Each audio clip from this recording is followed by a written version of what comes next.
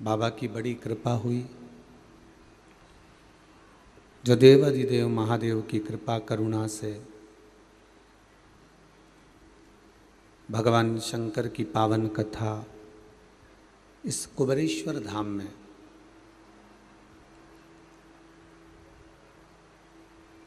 बाबा कुबेरेश्वर की कृपा से शिव करुणा सागर करुणा करने वाले भूत भावन भूतेश्वर की कृपा से अपन सभी को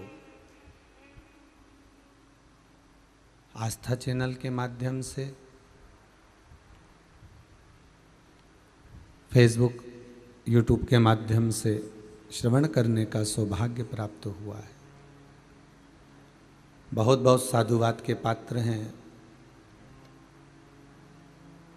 सोनम विजय जी बोड़े, जो अपनी माता जी के साथ में श्रीमती निर्मला जी बोंडे जी के साथ में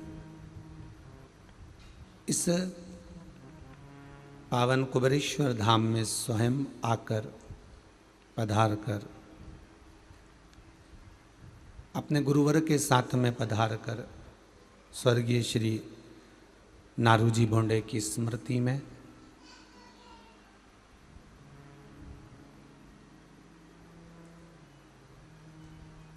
छिंदवाड़ा से यहाँ पहुँचकर भगवान शिव की कृपा से करुणा से शिव महापुराण की कथा संपूर्ण बोंडे परिवार छिंदवाड़ा इस पावन कथा का रसस्वादन कराकर अपने जीवन को सार्थक बना रहे हैं, पूर्वजों का उद्धार कर रहे हैं। मैं धन्यवाद देता हूँ श्रीमती निर्मला जी बोंडे जी को, जो बाबा भूत अधिपति भूतेश्वर भगवान शिव कृपा करे आप पर और आपके पुत्र और पुत्रवधू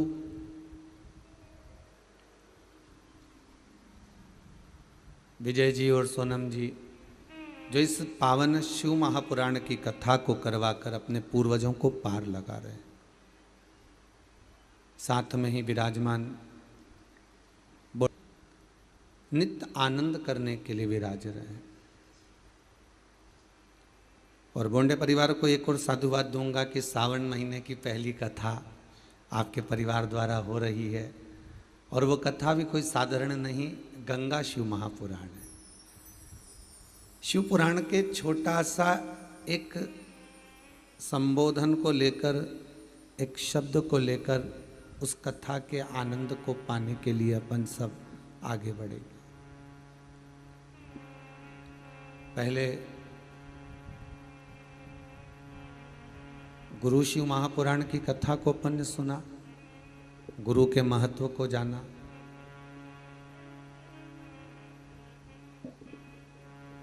और गुरु तो स्वयं,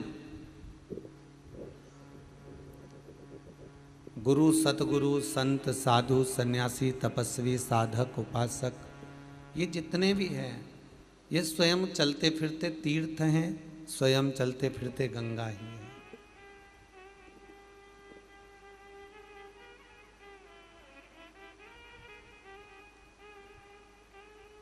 और गुरु महिमा के बाद में जो सावन के महीने में गंगा महारानी का पावन चरित्र, गंगा का सुखमय चरित्र शिव महापुराण के इस भीतर श्रवण करने का जो सौभाग्य मिला है, शायद आस्था चैनल के जितने श्रोता भाई बहन हैं, यूट्यूब और फेसबुक के जितने श्रोता भाई बहन हैं, उनको मैं साधुवाद देता हूँ, धन्यवाद देता हूँ कि आपका जीवन सार्थक है, जो आप इस गंगा महारानी की कथा को श्रावण के महीने में अपने ही घर में श्रवण कर रहे हैं।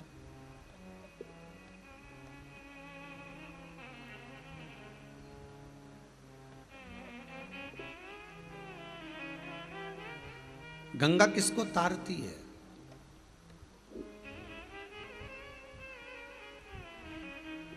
गंगा किसको सवारती है?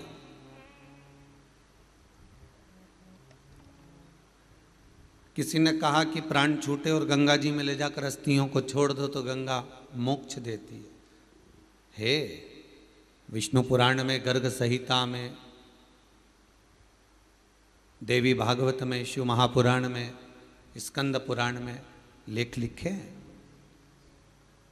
कि गंगा जी ने शंकर जी से वर मांगा था कि मेरे जल में जब तक जीव की अस्थियां पड़ी रहेंगी तब तक वो जीवात्मा वैकुंठ का भोग भोगेगी।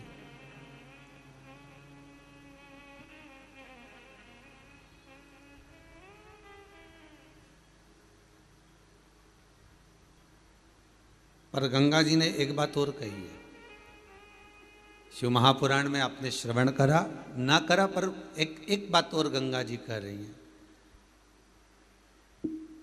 कि मैं तार दूंगी, मैं पापी से पापी जीव का उद्धार कर दूंगी, मना नहीं है। वैसे भी तो भारत की भूमि तो पावन पावन नदियां सारी की सारी जितनी भी हैं ये भारत की भूमि पर है।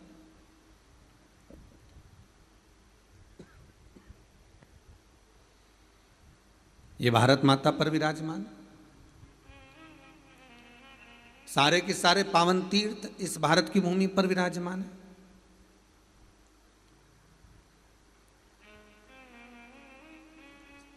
पुण्यमय नदियां, पुण्यमय तीर्थ, पुण्यमय तालाब, सरोवर जितने भी हैं ये सब इस भारत की भूमि पर हैं। एक बात पहले कथा में कही थी, आपको शायद याद होगा, जितने लोग आस्था पर कथा सुन रहे हैं आप लोगों के ध्यान में होगा कि पहले कहा था विदेश में अगर कोई मरता है तो उसको डेड बॉडी कहते हैं कि ये मर चुका है, ये डेड बॉडी। पर भारत की भूमि पर अगर किसी ने पाप भी करा है ना, भारत की भूमि पर अगर किसी ने गलत काम भी करा है, कोई चोर भी है, कोई वेश्यागामी भी है, कोई कामी भी है, कोई लोभी भी है, कोई तृष्णावान भी है, कोई अहंकारी भी है, कोई वासनावान भी है, भारत की भूमि पर अगर किसी ने कोई हत्या आदि करी भी दी है ना, कोई अगर जीव बेकार कर्म कर भी दिया है ना, तो भी भारत की भूमि पर अगर उसने प्राणों को त्यागा है तो उसके नाम के आगे लिखा जाता है स्वर्गवासी। बाकी के देश में लिखाता है क्या स्वर्गवासी? नहीं, बाकी के देश में कहीं पर लिखा नहीं होगा कि यह स्वर्गवासी है। पर भारत की भूमि पर कोई पाप भी कर दिया है, कोई बेकार कर्म भी कर दिया है, कोई गलत काम भी कर दिया है, तो भी लिखा होता है स्वर्गवासी। भले बेकार कर्म कर दिया, भले पाप कर्म कर दिया, भले कुछ गलत कर दिया, पर नाम तो स्वर्गवासी आ गया, वैकुंठवासी आ गया। क्यों? क्योंकि भारत की भूमि एक ऐसी भूमि है, इस भारत की धरा एक ऐसी धरा है जहाँ पवित्र पवित्र नदियाँ विराजमान हैं, जहाँ पवित्र पवित्र तीर्थ विराजमान हैं, जहाँ पवित्र पवित्र आनंद सुख विराजमान है, यहाँ नित्य प्रति भगवत नाम का स्मरण होता रहता है, जहाँ का एक एक कंकर शंकर है। ऐसी पावन पवित्र भूमि भारत माता की है, जहाँ पर जीव कैसा भी हो अगर प्राणों को त्यागता है तो उसके आगे डेड बॉडी नहीं लिखी होती, उसके आगे स्वर्गवासी लिखा होता है कि ये स्वर्गवासी है। मतलब भले इसने पाप करा तो भी ये स्वर्ग का निवास करने वाला है, ये स्वर्ग की ओर निवास कर रहा है, ये स्वर्ग में बसा हुआ है।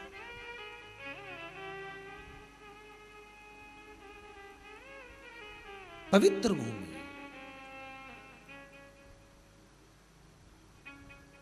और उस पवित्र भूमि में ना जाने कितने साधक, कितने साधु, कितने तपस्वी, कितने संत, कितने महात्मा, कितने जोगी, कितने सन्यासी, कितने ब्राह्मण जन, कितने विद्वत जन इस भारत की भूमि पर भ्रमण करते रहते हैं, तप साधना करते रहते हैं, उपासना करते रहते हैं, मंत्र जाप स्मरण करते रहते हैं।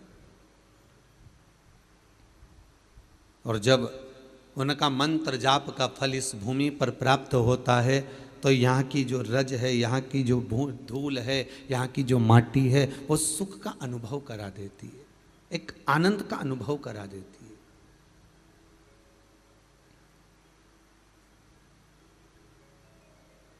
श्री भागीरथ बाबा गंगा जी को लेकर आए,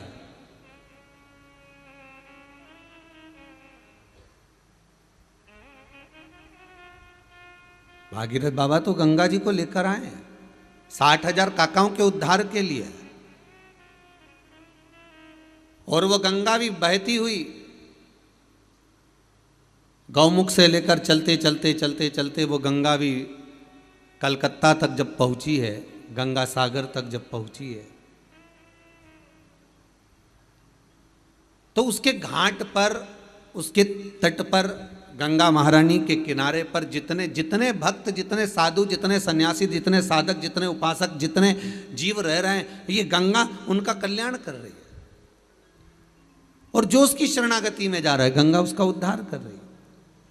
और धन्यवाद दूंगा मैं विजय जी आपको, बोंडे परिवार को, सोनम विजय जी बोंडे परिवार को, कि बहुत बहुत साधुवादता है कि गंगा केवल उस घाट पर ही रह रही हैं, जीवों का आनंद दे रही है, और जो उसके चरणों में चले गया उसको आनंद प्रदान कर रही है। पर गंगा शिव महापुराण की कथा आपने कराकर ये संपूर्ण विश्व में, देश ही नहीं विदेश में भी जो इस कथा का आनंद सुख पा रहे हैं, इस कथा के माध्यम से श्रावण के महीने में ये गंगा लोगों के घर घर तक पहुंचा दी है आपने, उसके लिए बहुत बहुत साधुवाद, बहुत बहुत धन्यवाद।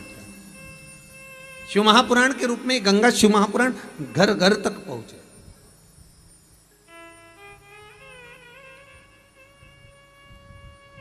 घर घर तक कुछ तिथियां होती हैं, जिन तिथियों में अगर आप रोज गंगा का जल शंकर को नहीं चढ़ा सकते तो शिव महापुराण कथा कहती है, स्कंद पुराण कहती है, विष्णु पुराण कहती है, गर्ग संहिता कहती है, गीता पुरुष गोरखपुर का कल्याण का गंगा अंक कहता है कि कुछ तिथियां भारत की भूमि पर ऐसी वर्णित है जिन तिथियों में भी गंगा का जल हम शिव को अगर एक बूंद भी समर्पित कर रहे हैं, गंगा का जल मात्र एक आधी चम्मच भी, आचमन जितना भी अगर हम शिव को समर्पित कर रहे हैं तो उसका सुख आनंदित है। जैसे पंचमी तिथि, नवमी तिथि, दशमी तिथि, एकादशी, प्रदोष, पूर्णिमा, अमावस्या, ये तिथियां हमारे यहाँ जो दी गई हैं, इन तिथियों में अगर हम गंगा का मात्र थोड़ा सा जल भी अगर जल के पात्र में डालकर गंगा जी का जल थोड़ा सा भी शिव के पास लेकर जा रहे हैं तो ये एक भाव अपने भीतर होना चाहिए कि आप केवल गंगा का जल साधारण शिव मंदिर में समर्पित नहीं कर रहे हो, आप गंगा का जल भले अपने घर से लेकर जा रहे हो और थोड़ा सा भी जल ले जाकर अगर शिव को समर्पित कर रहे हो तो तुम्हारे भीतर ये भाव होना चाहिए कि मैं गंगोत्री से जल भरकर सीधे रामेश्वर में ले जाकर गंगा के जल को समर्पित कर रही हूँ। श्रावण के महीने में या अन्य महीने में आप शिव को समर्पित कर रहे हैं, ये आपके भीतर एक भाव उत्पन्न होना चाहिए।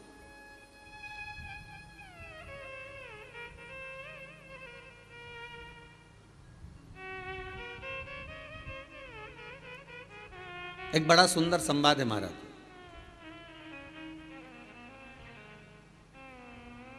वही कथा फिर आ गई है जिसका हम वर्णन कर रहे हैं कि बोंडे परिवार इस गंगा जी को लेकर घर घर तक पहुंचा रहे, कथा वहां पहुंच रही है, ध्यान दीजिएगा थोड़ा।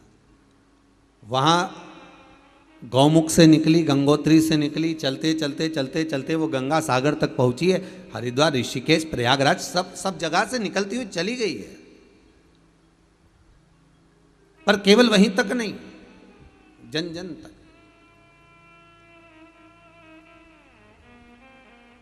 एक संत, बड़ा तपस्वी मुनि थे, बड़े साधक थे। वो मुनि किस प्रकार के थे कि वो साधना कोई अलग नहीं करते थे, वो कहीं बैठकर तप नहीं करते थे, वो कहीं बैठकर आराधना नहीं करते थे।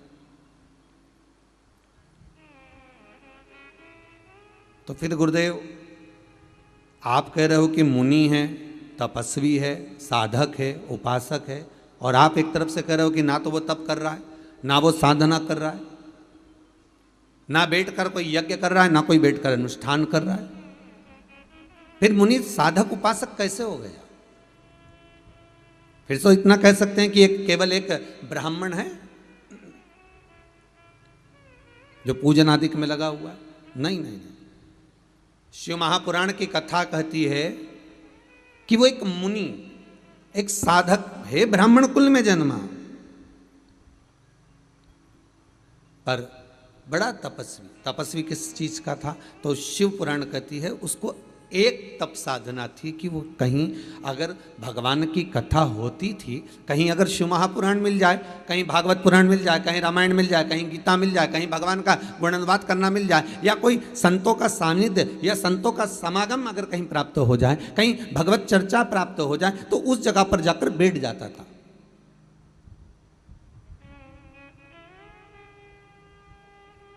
एक भगवान की कथा में जाकर बैठना भी एक तपस्वी का भाव है, एक साधक का भाव है, एक साधना है, एक आराधना है, एक तप है, एक भगवान को प्राप्त करने का, भगवान को अपने भीतर उतारने का एक स्थान है।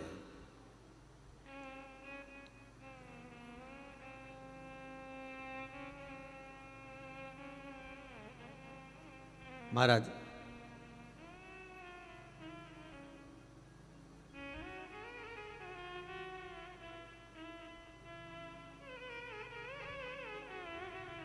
काशी में ढूंढा तुझे, उज्जैनी में पाया है,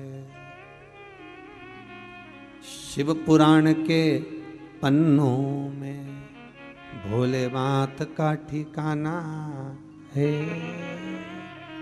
ढूंढो उसको। तो कोई कहे, कोई बोल रहा हो, कोई साधक कह रहा हो आपसे कि हम तप नहीं करते, हम साधना नहीं करते, हम उपासना नहीं करते, हम भगवान की भक्ति में, केवल अगर हमारे को कुछ आता है तो हम शिव महापुराण की कथा श्रवण कर लेते, हम भागवत पुराण, हम रामायण, हम गीता, हम भगवान का गुणानुवाद कर लेते, बस केवल कथा में हमारी चित्त वृत्ति रमी हुई है। और आपका दिल, आपका हृदय, आपकी चित्त, आपकी वृत्ति, आपका मन अगर कथा में लगा हुआ है ना, तो समझ लेना आप मुनि हो, आप तपस्वी हो, आप साधक हो, आप उपासक हो। ये कई लोगों ने प्रश्न लिखकर भेजे हैं, बहुत सारे प्रश्न हैं और बहुत सारे संवाद भी हैं महाराज। इसमें कई लोगों ने लिखा है कि हम पहले कथा नहीं सुनते थे, किसी ने लिखा है कि हम पहले शिव मंदिर नहीं जाते थे, फिर किसी ने लिखा है कि हम भगवान का भजन करना नहीं जानते थे, हम शंकर पर जल कैसे चढ़ाएं हम वो नहीं जानते थे। पर हमको सीख मिल गई, हमको कुछ सीखने को प्राप्त हो गया, हमको कुछ मिला है।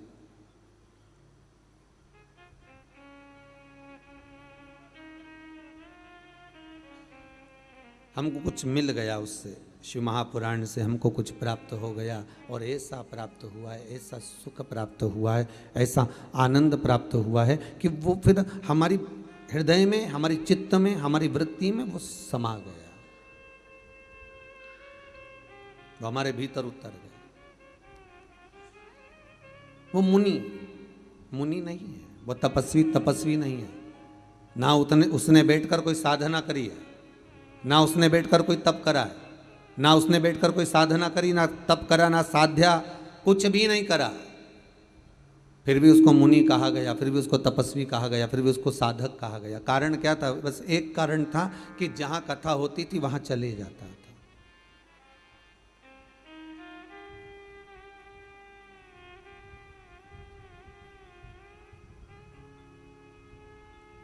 जहां पर मिल गई शिव पुराण, जहां पर मिल गया भगवान का भजन, बस वहां बैठ जाता था। और एक नहीं, आप सब भी जितने आस्था चैनल के माध्यम से कथा श्रवण कर रहे हो ना, जितना फेसबुक यूट्यूब पर आप लोग कथा को सुन रहे हो, आपको साधुवाद दूंगा, आप भी किसी तपस्वी से कम नहीं हो, आप भी किसी साधक से कम नहीं हो, आप भी किसी उपासक से कम नहीं हो।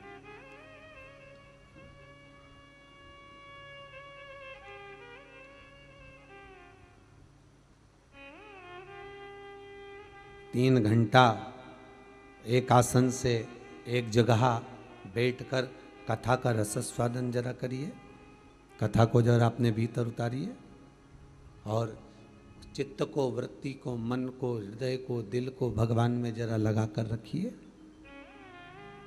थोड़ा रमा कर रखिए, तो आप तपस्वी ही कहलाओगे, आप साधक ही कहलाओगे, आप उपासक ही कहलाओगे।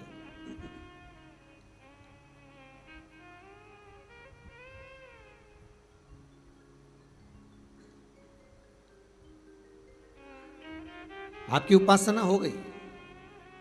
वो ब्राह्मण केवल मुनि का जो वेश रखता है और भगवत की चर्चा में, भगवान के स्मरण में डूबा रहता।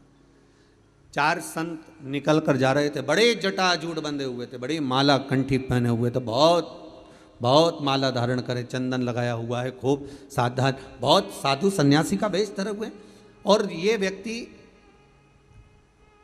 कहीं से शिव महापुराण की कथा, कहीं से भगवान की चर्चा कर कर आ रहा था।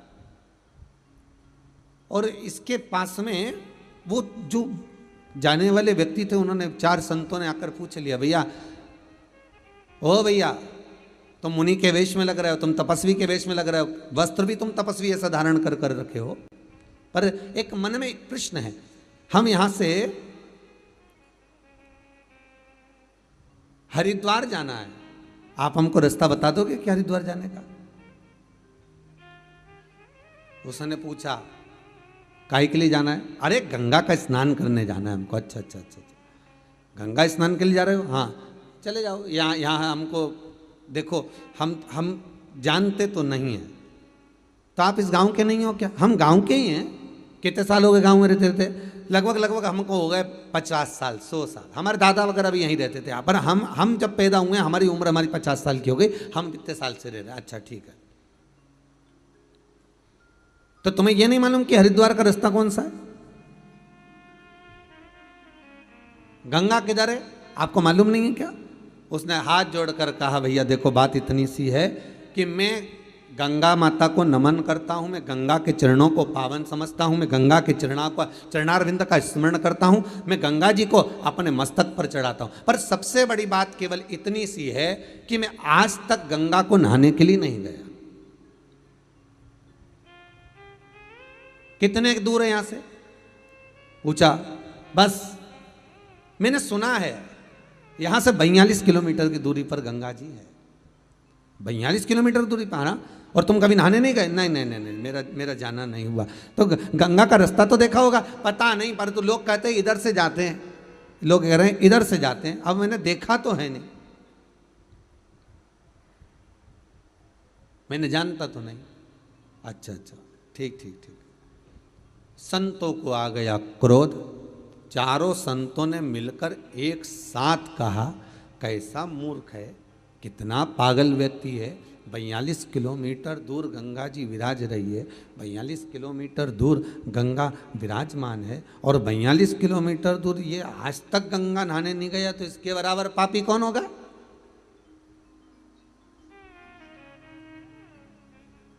आज तक जो गंगा के घाट पर नहीं पहुंचा, आज तक जो गंगा जी के नजदीक तक नहीं पहुंचा, तो इसके बराबर पापी और कौन होगा? चारों ने कह दिया तेरे जैसे पापी का हमने कहाँ मुख देख लिया, कहाँ हमने मुंह देखा, तेरे जैसे पापी का कहाँ हमने मुख देख लिया, कहाँ मुख देखा। चारों हर गंगे हर गंगे हर गंगे कहते कहते गंगा जी के घाट पर हरिद्वार के उधर जाने लगे, गंगा को ढूंढने के लिए, गंगा को पाने के लिए जा रहे हैं। चारों जब चले हरिद्वार पहुंच गए, किसी से पूछा यहां हरिद्वार है? हाँ ये हरिद्वार है, पर यहां गंगा जी तो दिख नहीं रही है, गंगा तो नहीं दिख रही है, गंगा कहाँ है? भैया हरिद्वार तो यही और गंगा भी यहीं थी, पर पता नहीं कहाँ चली गई। उन्होंने कहा चलो और आगे गंगा जी को देखते, ऋषिकेश पहुंच गए, यहाँ भी गंगा नहीं है, ढूंढते ढूंढते और आगे बढ़े, और आगे, और ढूंढते ढूंढते ढूंढते ढूंढते गंगोत्री तक पहुंच गए, पर गंगा नहीं मिली।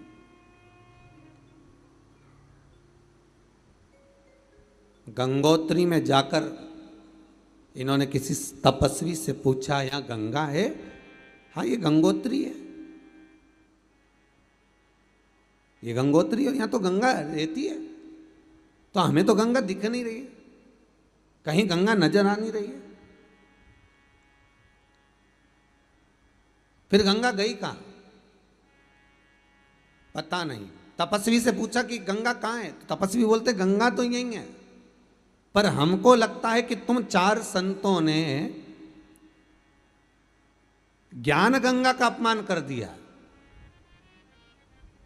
किसी मुनि का, तपस्वी का, साधक का, उपासक का तुम अपमान कर कर आए, और उस तपस्वी का तुमने जो अपमान करा है, उस मुनि का जो तुमने अपमान करा है, उस मुनि के अपमान के तक तुमको गंगा का दर्शन नहीं मिल रहा। बहुत ध्यान देना महाराज, ये शिव ज्ञान गंगा है, और वो अविरल बहने वाली विष्णुपदी भागीरथी एक गंगा वो है, एक ये ज्ञान गंगा है और एक भागीरथी विष्णुपदी, एक वो गंगा है।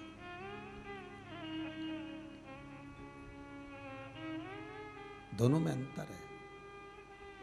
कभी आपके भीतर ये गम नहीं होना चाहिए, कभी आपके भीतर ये भाव नहीं उत्पन्न होना चाहिए कि मैं गंगा नहीं गया। अगर जो शिव महापुराण की कथा में रमे हुए हैं ना, जो शंकर की कथा को रोज प्रतिदिन श्रवण कर रहे हैं, भगवान की भक्ति को जो धारण कर रहे हैं, भगवान की कथा को जो नित्य श्रवण कर रहे हैं, उनके भीतर ये भाव जागृत होना चाहिए कि गंगा मेरे से दूर नहीं, गंगा मेरे करीब में है।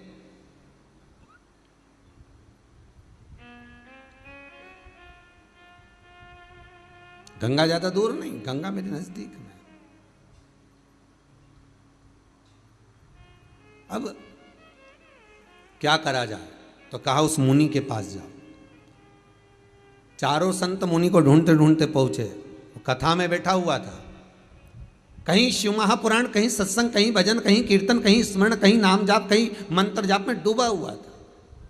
गया, चारों मुनियों ने, संतों ने उसके चरण पकड़ लिए। हमसे गलती हो गई, हमने तुम्हें अपमान कर दिया, हमने तुम्हारा अपमान कर दिया, हमसे गलती हो गई।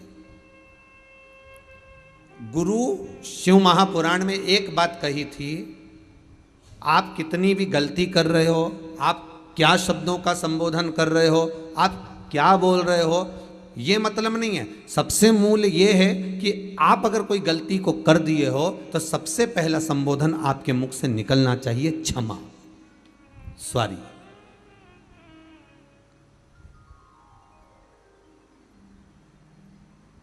एक बात आपको कही थी गुरु महिमा में कि घर से जब निकला करो ना, तो भगवान देव अधिदेव महादेव का नाम लेकर श्री शिवाय नमस्तुभ्यम।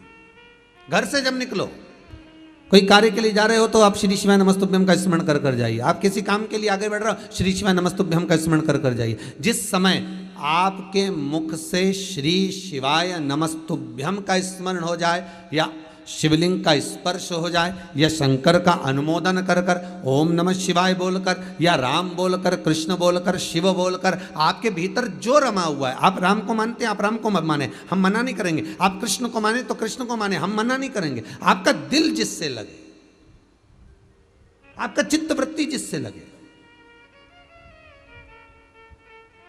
अरे मन कर रहा है तुम्हारा चाउमीन खाने का और कोई तुमको पानी पतासा खिला दे तो नहीं, हम तो आपको पानी पतासा ही खिलाएंगे चाहे कुछ भी हो जाए। हम चाउमीन वाउमीन नहीं खिलाएंगे, बस बात खत्म तो खत्म। आपका मन हो तो खाइए। तो आपके मन में क्या होगा बताओ? बड़ी मुश्किल से तो होटल लेके गए हैं, मैं 3 दिन से प्राण खा रही है ना कि चलो चलो होटल, चलो चलो भोजन करेंगे, चलो चलो, और लेके भी आए तो अब अपने हमारे मन का ना खिला रहे, और मालूम पड़े पानी पतासा खिला दिया। पानी पतासा भी कितना खिलाया, वो गुपचुप, वो गोलगप्पे कितने खिलाए, तो के इसको बस केवल 4 दे देना हो, केवल 4, ओनली 4, इससे ज़्यादा नहीं।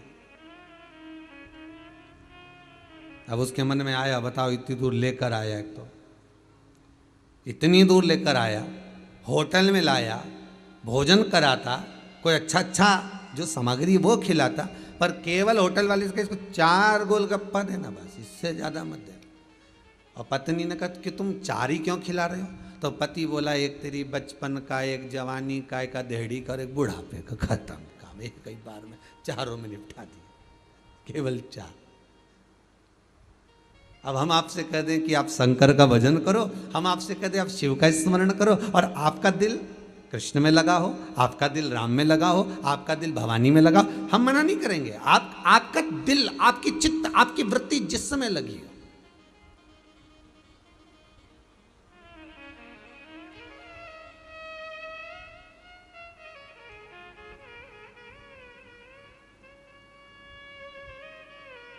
आपका मन जहां रम जाए। हम कई बार कहते हैं दुनिया के लोग निर्जीव चीज से प्रेम करते हैं और जीवित चीज से प्रेम नहीं कर पाते। निर्जीव चीज से कितना प्रेम करते हैं ये दुनिया के लोगों को मालूम है। जितने लोग आस्था पर कथा सुन रहे हो, जितने कथा को श्रवण कर रहे हो, जितने मोबाइल पर सुन रहे हो, फेसबुक यूट्यूब पर सुन रहे हो, आप भी निर्जीव चीज से ज्यादा प्रेम करोगे, जीवित चीज से नहीं।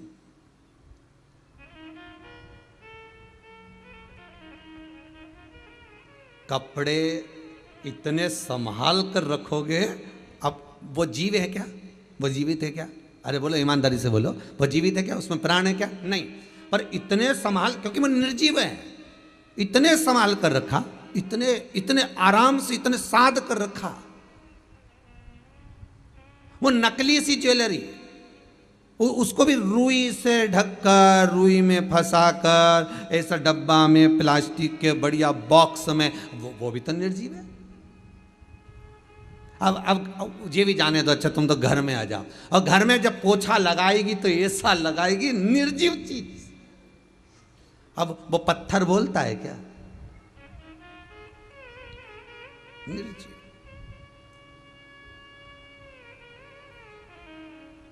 निर्जीव चीज को तो तुमने संभाला, और जो जीवित था उसको संभाल सके क्या? बहू अपने कमरे का पोछा इतने शान से लगवाती है, अच्छे से निकालना, अच्छे से लगाना, उधर से निकाल कचरा, सब पलंग के नीचे से निकाल, इधर पीछे से निकाल, हाँ इधर कंप्यूटर थोड़ा साइड कर दे, वहां से पोछा लगाती हुआ अच्छे से लगाती आना, ओ मेरा कमरा है बिल्कुल साफ दिखना चाहिए, क्लीन दिखना चाहिए। इतनी निर्जीव चीज को संभाल कर रख रही है, और सास से 2 शब्द बोल दिए जो जीवित थी। अब ईमानदारी से बोलो, शिव महापुराण की कथा कहती है निर्जीव चीज तुम्हारे मरने के बाद दूसरे की हो जाएगी, और जीवित जिसका तुम अपमान कर रहे हो, जिससे तुम मीठे बोल नहीं बोल सक रहे, जिससे तुम प्रेम के शब्द नहीं बोल सक रहे, अगर इससे प्रेम के संबोधन कर लेती, इससे मीठा बोल लेती, इससे तुम अच्छे स्नेह से बात कर लेते, और ये जीवित चीज आज नहीं तो कल, कल नहीं तो परसों, परसों नहीं तो तुम्हारे प्राण छूटने के बाद तुम्हारे ही संस्कार तुम्हारे बच्चों में आएंगे। अगर तुम प्रेम से रिझाते होते तो बच्चे भी वैसे ही उत्पन्न होते चले जाते, क्योंकि जीवित से प्रेम नहीं करा, तुमने निर्जीव से प्रेम करा।